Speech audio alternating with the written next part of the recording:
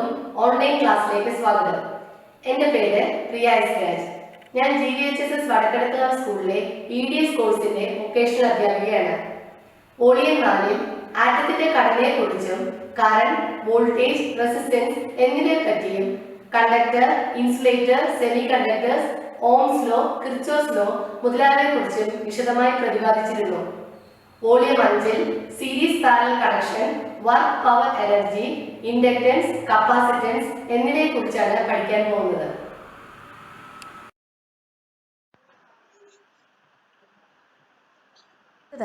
Connection of resistances എന്താണെന്ന് പഠിക്കാം. റെസിസ്റ്റൻസിനെ രണ്ട് രീതിയിൽ കണക്ട് ചെയ്യാം. സീരീസ് കണക്ഷനും പാരലൽ കണക്ഷനും. സീരീസ് കണക്ഷനെ ശ്രേണി സംയോജനമെന്നും പാരലൽ കണക്ഷനെ സമാന്തര സംയോജനമെന്നും പറയാം. സീരീസ് ലോ ഓഫ് റെസിസ്റ്റൻസസ് എന്താണ് പറയുന്നതെന്ന് നോക്കാം. Series law of resistance States that when a number of resistances are connected in series, then the equivalent resistance is equal to the sum of the individual resistances. ഇതിൻ്റെ അർത്ഥം ഇങ്ങനെയാണ്: രണ്ടോ അതിൽ കൂടുതലോ റെസിസ്റ്റൻസുകളെ സീരീസായി connect ചെയ്യുമ്പോൾ സർക്യൂട്ടിലെ മൊത്തം റെസിസ്റ്റൻസ് എന്നത് സർക്യൂട്ടിൽ കണക്ട് ചെയ്തിട്ടുള്ള റെസിസ്റ്റൻസുകളുടെ ആകെത്തുകയ്ക്ക് തുല്യമാണ്. അതായത് ടോട്ടൽ റെസിസ്റ്റൻസ് ആറും individual resistances R1, R2, R3 എന്നിങ്ങനെയാണെങ്കിൽ ടോട്ടൽ റെസിസ്റ്റൻസ് അല്ലെങ്കിൽ equivalent resistance R is equal to R1 plus R2 plus R3 എന്നാണ്. സീരീസ് കണക്ഷനിലെ ഇക്വലന്റ് റെസിസ്റ്റൻസ് അഥവാ ടോട്ടൽ റെസിസ്റ്റൻസ് കണ്ടുപിടിക്കാനുള്ള ഫോർമുല ഡിറൈവ് ചെയ്യാനാണ് പോകുന്നത്. അതിനായി നിങ്ങൾ സ്ലൈഡിൽ കാണുന്ന ഫിഗർ ശ്രദ്ധിക്കുക.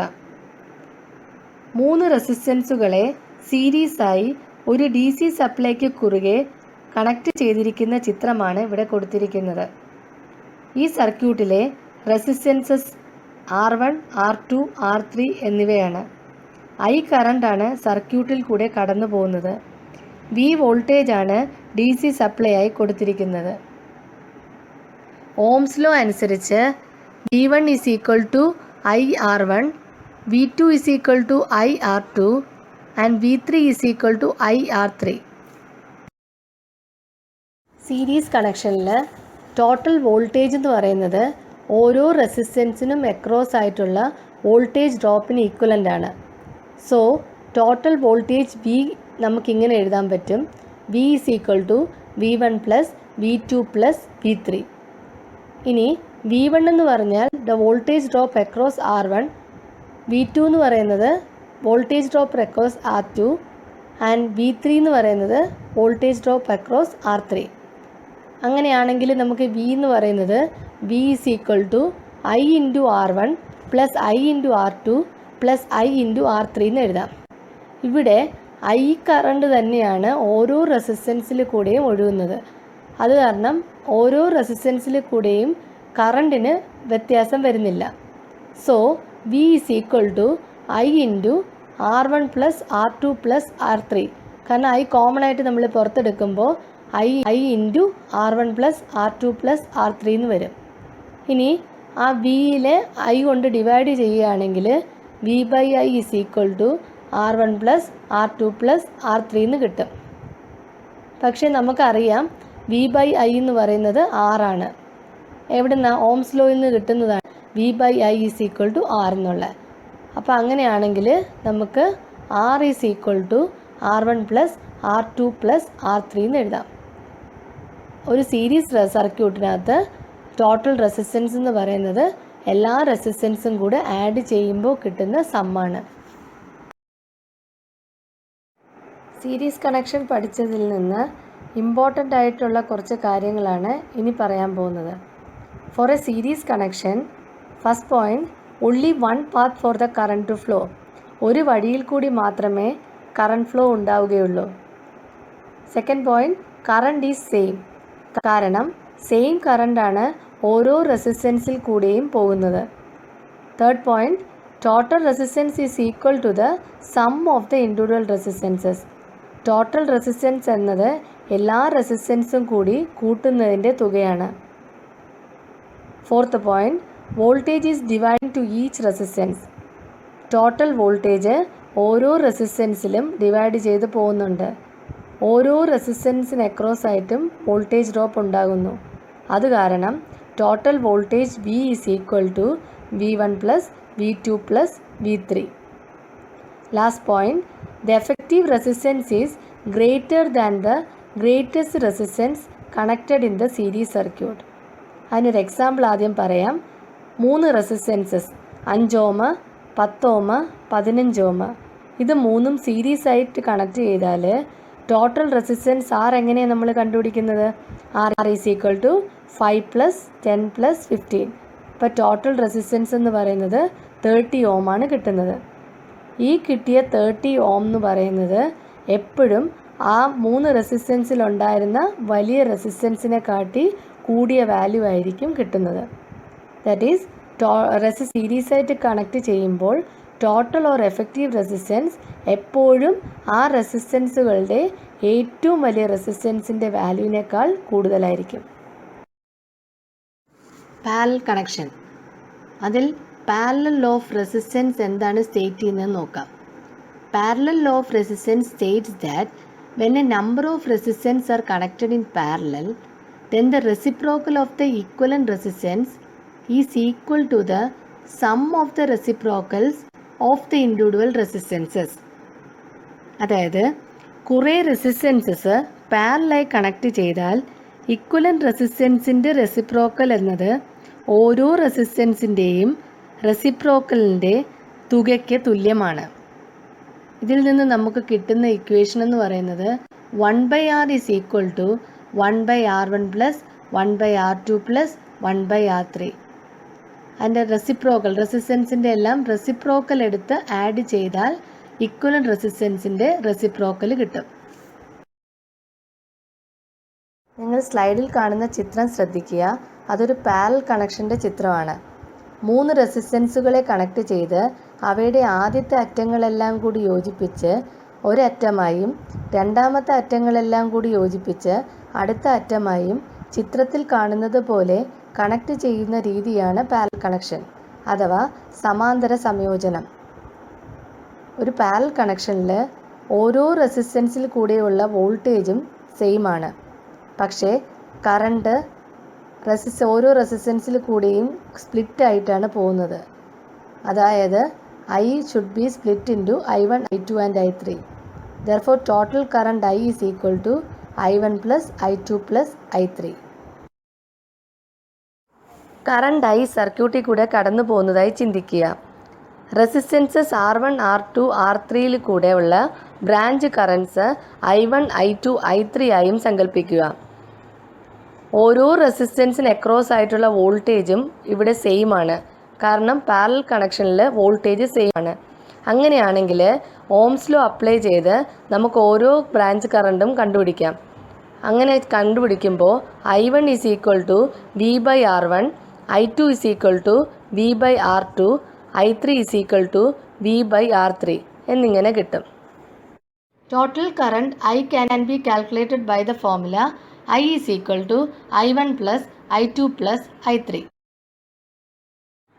Branch currents I1, I2, I3 എന്താണെന്നുള്ളത് നമുക്കറിയാം. അത് ഈ I is equal to I1 plus I2 plus I3 ഇക്വേഷനിലോട്ട് സബ്സ്റ്റിറ്റ്യൂട്ട് ചെയ്യുക. Therefore I is equal to V/R1 plus V/R2 plus V/R3 എന്ന് വരും. ഇനി ഇവിടെ വോൾട്ടേജ് സെയിം ആയതുകൊണ്ട് Vയെ പുറത്തെടുക്കുക.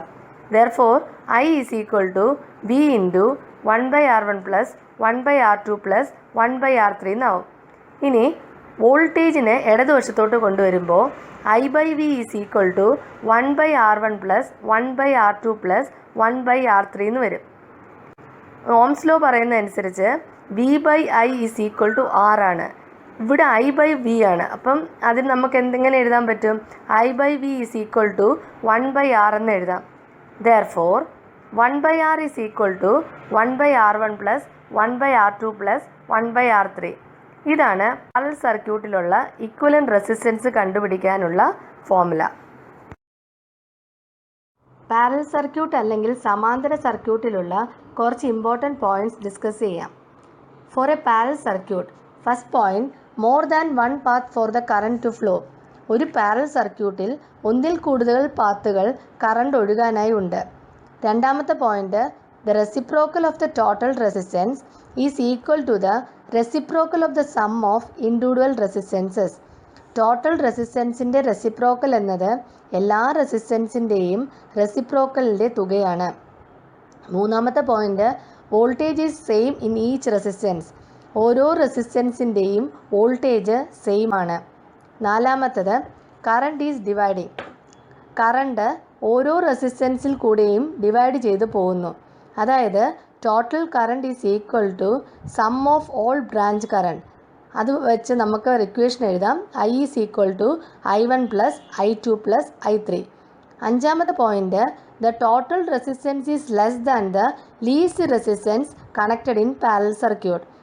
ടോട്ടൽ റെസിസ്റ്റൻസ് എപ്പോഴും അതിലുള്ള ഏറ്റവും ചെറിയ റെസിസ്റ്റൻസിനേക്കാളും ചെറുതാണ്. ഉദാഹരണത്തിന് 3 റെസിസ്റ്റൻസസ് 1 ഓം 2 ഓം 3 ഓം ഉണ്ടെങ്കിൽ പാരലൽ സർക്യൂട്ടിൽ ടോട്ടൽ റെസിസ്റ്റൻസിൻ്റെ വാല്യൂ എപ്പോഴും 1 ഓം റെസിസ്റ്റൻസിനേക്കാളും കുറവാണ്. സീരീസും പാരലൽ സർക്യൂട്ട്സും തമ്മിലുള്ള ഡിഫറൻസ് മനസ്സിലാക്കാൻ പറ്റിയിട്ടുള്ള ഒരു ഫിഗറാണ് സ്ലൈഡിൽ കാണുന്നത്. അത് എങ്ങനെയാണ് ബൾബുകൾ കണക്ട് ചെയ്തിരിക്കുന്നതെന്ന് നോക്കി മനസ്സിലാക്കുക. അടുത്തൊരു ടേമാണ് വർക്ക് അല്ലെങ്കിൽ പ്രവൃത്തി. വർക്ക് എന്താണെന്ന് നോക്കാം. Work is said to be done by force when the point of its application moves through a distance. അതായത് ഒരു വസ്തുവിന്മേൽ ബലം പ്രയോഗിക്കപ്പെടുമ്പോൾ ബലത്തിൻ്റെ ദിശയിൽ ആ വസ്തുവിന് ചലനമുണ്ടാവുകയാണെങ്കിൽ പ്രവൃത്തി ചെയ്യപ്പെടുന്നു എന്ന് പറയാം. പ്രവൃത്തിയുടെ അളവ് അതിൽ ഉപയോഗിച്ച ബലത്തെയും സഞ്ചരിച്ച ദൂരത്തെയും ആശ്രയിച്ചിരിക്കുന്നു. അപ്പോൾ നമുക്ക് വർക്ക് എന്ന് പറയുന്നത് work is equal to force into distance എന്ന് പറയാം. പ്രവൃത്തിയുടെ യൂണിറ്റ് ജൂൾ അല്ലെങ്കിൽ ന്യൂട്ടൺ മീറ്റർ ആണ്. അപ്പോൾ യൂണിറ്റ് ഓഫ് വർക്ക് എന്ന് പറയുന്നത് ന്യൂട്ടൺ മീറ്റർ അല്ലെങ്കിൽ ജൂൾസ് ആണ്. ഒരു ജൂൾ എന്ന് പറയുന്നത് 1 ന്യൂട്ടൺ മീറ്റർ ആണ്. അടുത്തൊരു ടേമാണ് പവർ അല്ലെങ്കിൽ ശക്തി. Power is the rate of doing work. പവറിനെ നമുക്ക് വർക്ക് ബൈ ടൈം എന്ന് എഴുതാം. പ്രവൃത്തിയുടെ നിരക്കിനെ, അതായത് യൂണിറ്റ് സമയം കൊണ്ട് നടക്കുന്ന പ്രവൃത്തിയെയാണ് പവർ എന്ന് പറയുന്നത്. പവറിനെ ക്യാപിറ്റൽ P വെച്ചാണ് റെപ്രസെൻ്റ് ചെയ്യുന്നത്. പവറിൻ്റെ യൂണിറ്റ് ജൂൾ പെർ സെക്കൻഡ് അഥവാ വാട്ട്സ് ആണ്. ഇലക്ട്രിക്കൽ പരമായി ഒരു DC സർക്യൂട്ടിലെ പവർ എന്നത് അവിടുത്തെ വോൾട്ടേജും സർക്യൂട്ട് കറണ്ടും തമ്മിലുള്ള ഗുണനഫലമാണ്. അതായത് electric power P is equal to V into I. P is equal to I²R എന്നും അല്ലെങ്കിൽ P is equal to V² by R എന്നും നമുക്ക് റെപ്രസെൻ്റ് ചെയ്യാം. So electric power is equal to V into I, that is equal to I²R, that is equal to V² by R. ഒരു second സമയം കൊണ്ട് 1 joule പ്രവൃത്തി ചെയ്യുന്നുണ്ടെങ്കിൽ power 1 what ആണെന്ന് കണക്കാക്കാം. 1 watt is equal to 1 joule per second. പവറിൻ്റെ വലിയ യൂണിറ്റുകൾ എന്ന് പറയുന്നത് കിലോ വാട്ടും മെഗാവാട്ടുമാണ്. കിലോ വാട്ടിനെ KW എന്നും മെഗാവാട്ടിനെ MW എന്നും റെപ്രസെൻ്റ് ചെയ്യും. 1 kilowatt is equal to 1000 watts. അതേപോലെ 1 മെഗാവാട്ട് is equal to 1000 kilowatt. പവറിൻ്റെ വേറൊരു യൂണിറ്റാണ് ഹോഴ്സ് പവർ. അതായത് പവറിൻ്റെ മെക്കാനിക്കൽ യൂണിറ്റ് ഹോഴ്സ് പവർ ആണ്. ഒരു ഹോഴ്സ് പവർ എന്ന് പറയുന്നത് 746 വാട്ട്സ് ആണ്. Energy. Energy is the ability to do a work. പ്രവൃത്തി ചെയ്യാനുള്ള കഴിവിനെയാണ് എനർജി അല്ലെങ്കിൽ ഊർജം എന്ന് പറയുന്നത്. Electrical energy is equal to power into time. Electrical energy എന്നത് സർക്യൂട്ടിലെ പവറും സമയവും തമ്മിലുള്ള ഗുണനഫലമാണ്. So W is equal to P into T. നമുക്കറിയാം ഇലക്ട്രിക്കൽ പവർ എന്ന് പറയുന്നത് P is equal to V into I ആണ്. So W is equal to V into I into T. Engineering പഠനത്തിൽ ഊർജവും പ്രവൃത്തിയും ഒന്ന് തന്നെയാണ്. ഇതിൻ്റെ യൂണിറ്റ് ജൂളാണ്. അതുകൊണ്ട് യൂണിറ്റ് ഓഫ് ഇലക്ട്രിക്കൽ എനർജിയും ജൂൾസ് തന്നെയാണ്. അപ്പോൾ unit of electrical energy is joules or watt second. Electrical എനർജിയുടെ ബിഗർ യൂണിറ്റ്സ് എന്ന് പറയുന്നത് വാട്ട് അവറും കിലോ വാട്ട് അവറും ആണ്. ഒരു ഇലക്ട്രിക്കൽ യൂണിറ്റ് എന്ന് പറയുന്നത് 1 കിലോ വാട്ട് അവർ ആണ്. Inductance. Inductance is the electrical property of an electrical circuit to oppose any change in the magnitude of current flow in a circuit. Electric സർക്യൂട്ടിലെ കറണ്ടിനുണ്ടാകുന്ന വ്യതിയാനത്തെ എതിർക്കുവാനുള്ള electric സർക്യൂട്ടിൻ്റെ പ്രത്യേകതയ്ക്കാണ് inductance എന്ന് പറയുന്നത്. ഫിഗർ ഒന്ന് ശ്രദ്ധിക്കുക. അതിൽ L മാർക്ക് ചെയ്തിരിക്കുന്നത് ഒരു ഇൻഡക്ടറിൻ്റെ സിമ്പലാണ്. താഴെ കാണിച്ചിരിക്കുന്നത് n നമ്പർ ഓഫ് ടേൺസ് ഉള്ള ഒരു കോയിലാണ്. അതിന് ലെന്ത് എന്ന് പറയുന്നത് capital L, area of cross section capital A. ഇവിടെ കറണ്ട് കണ്ടക്ടറിൽ കൂടെ കടന്നു പോകുമ്പോൾ ഒരു മാഗ്നറ്റിക് ഫീൽഡ് കണ്ടക്ടറിന് ചുറ്റും ഉണ്ടാവുന്നു. ഈ കണ്ടക്ടറിന് ചുറ്റും മാഗ്നറ്റിക് ഫീൽഡ് ഉണ്ടാവുന്നതിനനുസരിച്ച് അത് കറണ്ടിനെ തടുക്കുന്ന രീതിയിലുള്ള ഒരു മാഗ്നറ്റിക് ഫ്ലക്സ് അവിടെ ക്രിയേറ്റ് ചെയ്യുന്നുണ്ട്. ഇത് കാരണം ഒരു EMF അവിടെ ഇൻഡ്യൂസ് ചെയ്യുന്നു. ഇതാണ് ഇൻഡക്റ്റൻസിൻ്റെ principle. Devices which are used to provide inductance in a circuit are called inductors. ഇൻഡക്റ്റൻസ് നൽകാൻ കഴിയുന്ന ഉപകരണങ്ങളെയാണ് നമ്മൾ ഇൻഡക്ടേഴ്സ് എന്ന് പറയുന്നത്. ഇൻഡക്ടേഴ്സിന് കുറച്ച് എക്സാമ്പിൾസ് ആണ് ആ ഫിഗറിൽ കാണിച്ചിരിക്കുന്നത്. ഇൻഡക്റ്റൻസ് റെപ്രസെൻ്റ് ചെയ്യുന്ന ലെറ്റർ ക്യാപിറ്റൽ L ആണ്. Unit of inductance is Henry. ഹെൻറിയാണ് ഇൻഡക്റ്റൻസിൻ്റെ യൂണിറ്റ്. H വെച്ചാണ് ഹെൻറി ഡിനോട്ട് ചെയ്യുന്നത്. Energy stored in an inductor കണ്ടുപിടിക്കുന്നത് E = ½ Li² ആണ്. അവിടെ L എന്ന് പറയുന്നത് ഇൻഡക്റ്റൻസ്, I എന്ന് പറഞ്ഞാൽ current flowing through an inductor. Inductive reactance. It is a total opposition by a coil against the flow of alternating current due to its inductance. ഇൻഡക്റ്റൻസിൽ ഒരു alternating voltage കൊടുക്കുമ്പോൾ ഈ ഇൻഡക്റ്റൻസിൻ്റെ മൂല്യത്തിനനുസൃതമായി അതിൽ കൂടിയുള്ള വൈദ്യുത പ്രവാഹത്തിനെതിരായി ഒരു എതിർബലം രൂപപ്പെടുന്നു. ഈ എതിർബലത്തിനെയാണ് ഇൻഡക്റ്റീവ് റിയാക്റ്റൻസ് എന്ന് പറയുന്നത്. ഇൻഡക്റ്റീവ് റിയാക്റ്റൻസ് ഡിനോട്ട് ചെയ്യുന്ന ലെറ്റർ XL. ഇൻഡക്റ്റീവ് റിയാക്റ്റൻസിൻ്റെ unit ohm. Inductive reactance calculate ചെയ്യുന്ന ഫോർമുല XL = 2πf × L. ഇവിടെ F എന്ന് പറയുന്നത് സപ്ലൈ ഫ്രീക്വൻസി, L എന്ന് പറയുന്നത് ഇൻഡക്റ്റൻസ് ഓഫ് ദ കോയിൽ. മോളിൽ പറഞ്ഞ ഫോർമുല അനുസരിച്ച് XL = 2πf × L. അതായത് ഫ്രീക്വൻസി കൂടുമ്പോൾ XL കൂടും, ഫ്രീക്വൻസി കുറയുന്നതിനനുസരിച്ച് XL കുറയും. Capacitor and capacitance. രണ്ട് കണ്ടക്റ്റിംഗ് പ്ലേറ്റ്സിനെ ഒരു ഇൻസുലേറ്റിംഗ് മെറ്റീരിയൽ അല്ലെങ്കിൽ ഒരു ഡയലക്ട്രിക് വെച്ച് സെപ്പറേറ്റ് ചെയ്യുന്നതിനാണ് ഒരു കപ്പാസിറ്റർ എന്ന് പറയുന്നത്. ഈ ഇൻസുലേറ്റിംഗ് മെറ്റീരിയൽ എന്ന് പറഞ്ഞാൽ എന്താണ്? കറണ്ട് കടന്നു പോകാത്ത മെറ്റീരിയൽസ്. അപ്പോൾ കറണ്ട് കടന്നു പോകാത്ത മെറ്റീരിയൽ രണ്ട് കണ്ടക്റ്റിംഗ് പ്ലേറ്റ്സിൻ്റെ ഇടയ്ക്ക് വെച്ച് സെപ്പറേറ്റ് ചെയ്ത് കഴിഞ്ഞാൽ അതൊരു കപ്പാസിറ്ററാണ്. സാധാരണയായിട്ട് ഉപയോഗിക്കുന്ന ഡയലക്ട്രിക് മെറ്റീരിയൽസ് എന്ന് പറയുന്നത് എയർ, മൈക്ക, പേപ്പർ മുതലായവയാണ്. ഇനി കപ്പാസിറ്റൻസ് എന്താണെന്ന് നോക്കാം. ഇലക്ട്രിസിറ്റി സ്റ്റോർ ചെയ്യാനുള്ള ഒരു കപ്പാസിറ്ററിൻ്റെ സവിശേഷതയാണ് എന്ത് പറയുന്നത്? കപ്പാസിറ്റൻസ് എന്ന് പറയുന്നത്. That is capacitance is a property of capacitor to store electricity. Different types of capacitors ആണ് ആ ഫിഗറിൽ കാണുന്നത്. The capacitance of a capacitor is defined as the charge stored per unit potential difference change. Store ചെയ്ത ചാർജിനെ unit potential difference change കൊണ്ട് divide ചെയ്യുമ്പോൾ കിട്ടുന്നതാണ് കപ്പാസിറ്ററിൻ്റെ capacitance. Capacitance C calculate ചെയ്യാനായിട്ട് ഉപയോഗിക്കുന്ന ഫോർമുല C = Q/V. ഇവിടെ Q എന്ന് പറയുന്നത് charge, V is the voltage, അതേപോലെ C എന്ന് പറയുന്നത് കപ്പാസിറ്റൻസ് ആണ്. കപ്പാസിറ്റൻസിൻ്റെ യൂണിറ്റ് ഫാരഡ്. അത് ഡിനോട്ട് ചെയ്യുന്ന symbol F. Smaller value of capacitance നമുക്ക് മൈക്രോ ഫാരഡിൽ റെപ്രസെൻ്റ് ചെയ്യാം. മുമ്പത്തെ സ്ലൈഡിൽ നമ്മൾ കപ്പാസിറ്റർ എന്താണെന്ന് പഠിച്ചതാണ്. എന്താണ് ഒരു കപ്പാസിറ്റർ? 2 കണ്ടക്റ്റീവ് പ്ലേറ്റ്സ് ഒരു ഡയലക്ട്രിക് വഴി സെപ്പറേറ്റ് ചെയ്യുവാണെങ്കിൽ അതിനെയാണ് ഒരു കപ്പാസിറ്റർ എന്ന് പറയുന്നത്. കപ്പാസിറ്റൻസ് കാൽക്കുലേറ്റ് ചെയ്യാനുള്ള ഫോർമുലയാണ് C = ε/A/d. ഇവിടെ A എന്ന് പറയുന്നത് area of plates, epsilon permittivity of the medium, അതേപോലെ D എന്ന് പറയുന്നത് പ്ലേറ്റുകൾ തമ്മിലുള്ള അകലമാണ്.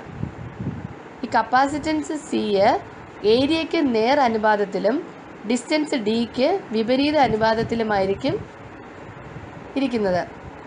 അങ്ങനെയാണെങ്കിൽ ഏരിയ കൂടുമ്പോൾ കപ്പാസിറ്റൻസ് കൂടും, ഡിസ്റ്റൻസ് D കുറയുമ്പോൾ കപ്പാസിറ്റൻസ് കൂടും.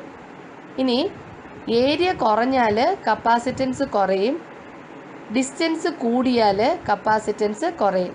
ഇതാണ് സിയും എയും ഡിയും തമ്മിലുള്ള relation. Capacity reactance. It is a total opposition by a coil against the flow of alternating current due to its capacitance. കപ്പാസിറ്റൻസിന് രണ്ട് പ്രധാന ഗുണങ്ങളാണുള്ളത്. എനർജിയെ സ്റ്റോർ ചെയ്യാനുള്ള കഴിവും എ സിയെ കടത്തിവിടാനുള്ള കഴിവും. എ സി കപ്പാസിറ്ററിൽ കൂടെ കടന്നു പോകുമ്പോൾ വളരെ ചെറിയൊരു ഒപ്പോസിംഗ് ഫോഴ്സ് അവിടെ ഉണ്ടാകുന്നു. അതിനെ കപ്പാസിറ്റീവ് റിയാക്റ്റൻസ് എന്ന് പറയുന്നു. ഈ കപ്പാസിറ്റീവ് റിയാക്റ്റൻസ് ഡിനോട്ട് ചെയ്യുന്ന ലെറ്റർ XC ആണ്. കപ്പാസിറ്റീവ് റിയാക്റ്റൻസിൻ്റെ unit O. Capacitive reactance XC calculate ചെയ്യുന്ന ഫോർമുല XC = 1/2πf × C. ഇനി ഫ്രീക്വൻസി കൂടിക്കഴിഞ്ഞാൽ XC കുറയും, അതേപോലെ ഫ്രീക്വൻസി കുറഞ്ഞു കഴിഞ്ഞാൽ XC കൂടും.